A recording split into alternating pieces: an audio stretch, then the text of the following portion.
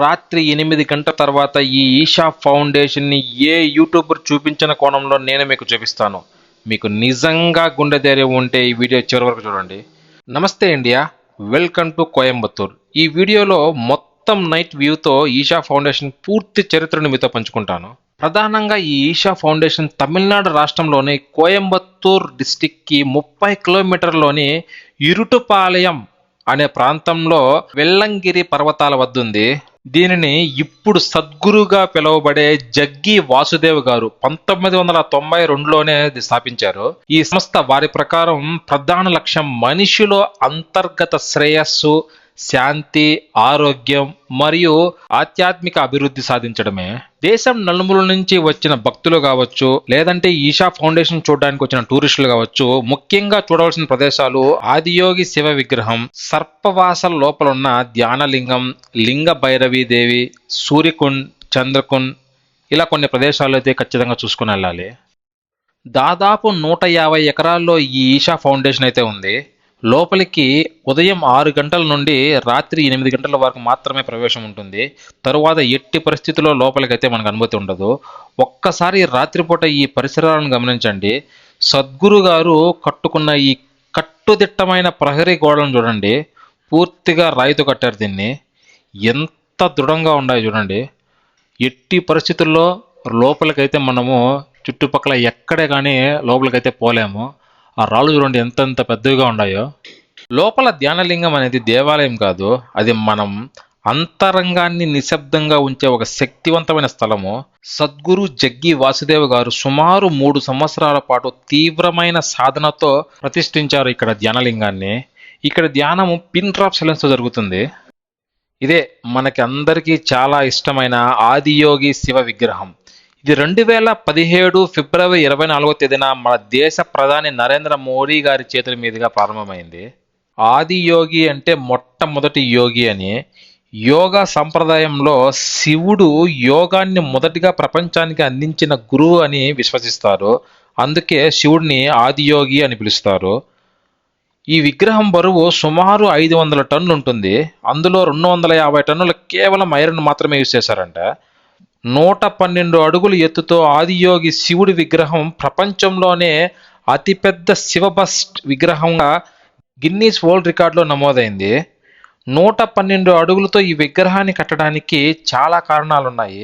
112 అనే సంఖ్య యోగంలో ఎంతో ప్రాముఖ్యంగా కలిగి ఉంటుంది. అంతేకాదు మన శరీరంలో ఉన్న 112 శక్తి కేంద్రాలు ప్రతీకగా ఈ ఎత్తును ఎంచుకున్నారు. ప్రపంచంలో మరెక్కడా లేని విధంగా ప్రతి శని, ఆది మరియు ప్రత్యేక రోజుల్లో ఇక్కడ 3D లేజర్ షో ఉంటుంది. దేవుడిపై డైరెక్ట్గా 3D లేజర్ షోని ప్రదర్శిస్తారు. 7 గంటల 28 నిమిషాల నుండి 7 గంటల 45 నిమిషాల వరకు, అంటే దాదాపు 17 నిమిషాల పాటు ఈ లేజర్ షో అయితే నడుస్తుంది. నిజంగా చెప్తున్నాను, ప్రతి ఒక్కరిని వేరే లోకంలోకి అయితే తీసుకెళ్ళిపోతుంది.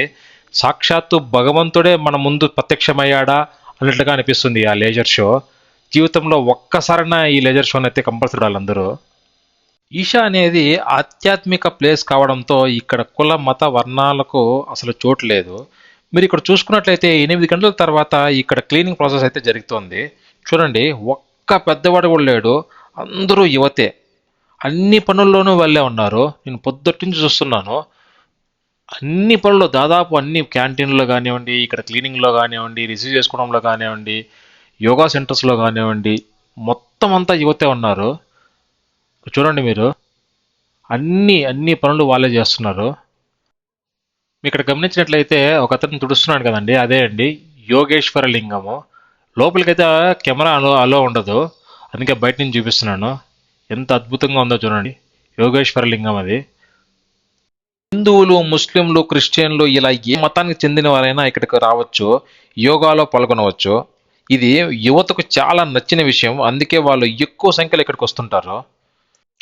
ప్రతి సంవత్సరం లక్షలాది మంది ఈ స్థలాన్ని అయితే సందర్శిస్తారు.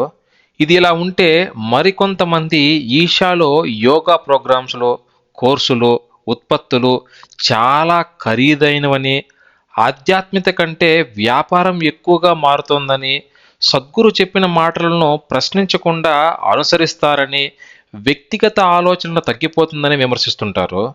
మరికొంతమంది అయితే 150 ఎకరాలు అటవీ కొండ ప్రాంతాలు దెబ్బతిన్నాయని, పర్యావరణ నిబంధనలు పూర్తిగా పాటించలేదన్న ఆరోపణలు చేస్తున్నారు. యోగా లేదా ఆధ్యాత్మికత పరిష్కారాలే సరిపోతాయని చెప్పడం, వైద్య చికిత్సను తక్కువగా చూపించడంపై డాక్టర్లు, శాస్త్రవేత్తలు విమర్శలతో సద్గురుని ముంచెత్తుతున్నారు.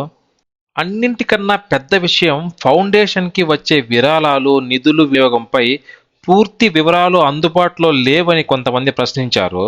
అంతేకాదు, ఈషా లేదా సద్గురుపై విమర్శ చేసిన వారిని అవగాహన లేని వారిగా చూపించడం సరైన ప్రజాస్వామ్య ధోరణి కాదని కొంతమంది మండిపడుతున్నారు.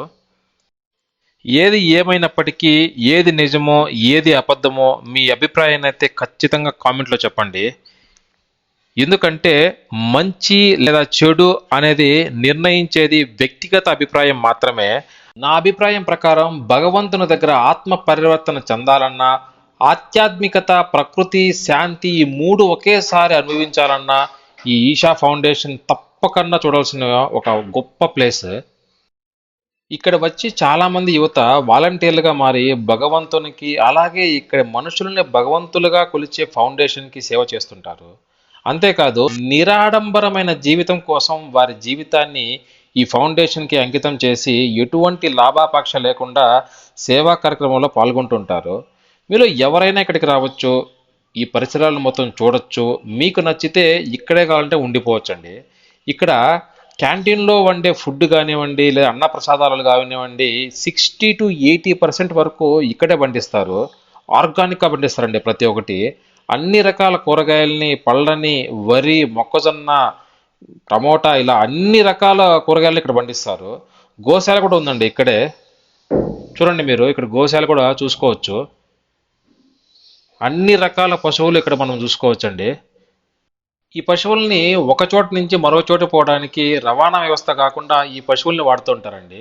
ఎడ్లబండిలోనే మనకు అందరికీ తెలిసే ఉంటుంది.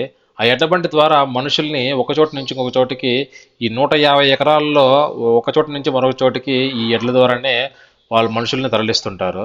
అంతేకాదు, చిన్న చిన్న పనులకు కూడా వీటినే వాడుతుంటారు. బండ్లలోనే ప్రత్యేకత ఏంటంటే, ఈ బండ్లకున్న చక్రాలు రాయల్ ఎన్ఫీల్డ్ టైర్స్ అండి ఇవి. ఇక్కడ చూసుకోవచ్చు మీరు. ఈ టైర్స్ని ఈ బండ్లకు అన్నిటికీ వాడుతున్నారు. చాలా అద్భుతంగా ఉంది కదా. ఇక్కడ అతి దగ్గరలో ఉన్న మహాశివరాత్రికి అప్పుడే ఏర్పాట్లు అయితే మొదలు పెట్టేశారండి. మీలో చాలా మందికి అలాంటి తెలిసే ఉంటుందండి, సద్గురు గారి ఆధ్వర్యంలో మహాశివరాత్రి ఇక్కడ ఎంత ఘనంగా జరుగుతుందో అని. అంతేకాదు, దేశం నలుమూలల నుంచి చాలా మంది ప్రముఖులైతే ఈ మహాశివరాత్రి కార్యక్రమంలో పాల్గొంటారు. సద్గురు గారు దీన్ని లాస్ట్ ఇయర్ కంటే ఈసారి నెక్స్ట్ లెవెల్కి తీసుకెళ్తారు. ఈ వీడియో చూసిన ప్రతి ఒక్కరికి మహాశివరాత్రి శుభాకాంక్షలు అండి. ఓం నమ శివాయ. ఇది అండి కోయంబత్తూరులోని ఈషా ఫౌండేషన్ గురించి. వీడియో నచ్చినట్లయితే లైక్ చేయండి. ప్లీజ్ నా ఛానల్ని సబ్స్క్రైబ్ చేసి సపోర్ట్ చేయండి. Thank you so much.